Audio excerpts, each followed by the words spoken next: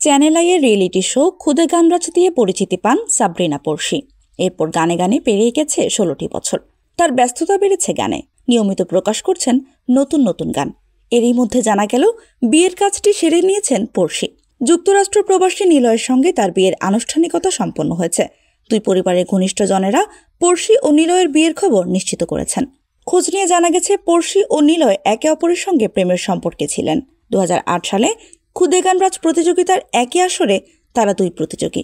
২০১০ সাল থেকে নিলয় তার পরিবার সহ যুক্তরাষ্ট্রের নিউ ইয়র্কে থাকেন। গত বছর নিলয়ের পরিবার বাংলাদেশে আসে। এরপর পড়শি ও নিলয়ের পরিবারের সদস্যরা তাদের বিয়ের ব্যাপারে কথা বলেন। তারপর দুই পরিবারের ঘনিষ্ঠজনদের উপস্থিতিতে বিয়ের আনুষ্ঠানিকতা সেরে নেওয়া হয়।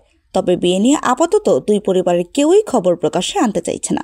পড়শি ও নিলয়ের পরিবারের ঘনিষ্ঠ সূত্রের বরাতে জানা গেছে এখনই খবরটি তারা প্রকাশ্যে আনতে চাচ্ছে না, তাই আপাতত বিয়ের প্রসঙ্গে কিছুই বলছেন না। কবে কখন তারা বিয়ে করেছেন সে বিষয়েও জানাতে চায়নি পড়শির পরিবার। গান ও অভিনয় নিয়ে ব্যস্ত সময় পার করছেন পড়শি। নিজের ইউটিউব চ্যানেল থেকে নিয়মিত গান প্রকাশ করছেন সঙ্গীতশিল্পী সাবরিনা পড়শি। গত বছর ইমরানের সঙ্গে তার দ্বৈত গান কথা একটাই আলোচিত হয়। এছাড়া সম্প্রতি নাটক প্রযোজনার ঘোষণাও দিয়েছেন তিনি। পবিত্র ঈদ উল ফিতরে পড়শি প্রযোজিত নাটক দেখতে পারবেন দর্শকেরা।